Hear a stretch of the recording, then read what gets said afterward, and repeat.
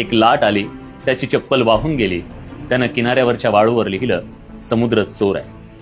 काही मच्छीमार समुद्रात गेले, त्यांना मोठ्या प्रमाणात मासे सापडले.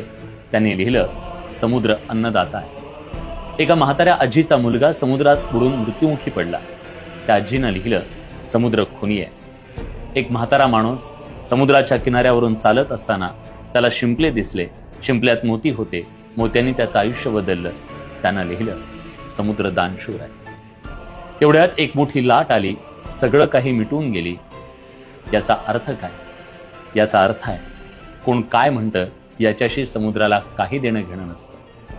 तुम्हालाही आयुष्यात समुद्र बनायचं असेल तर तुमचं काम करत राहा.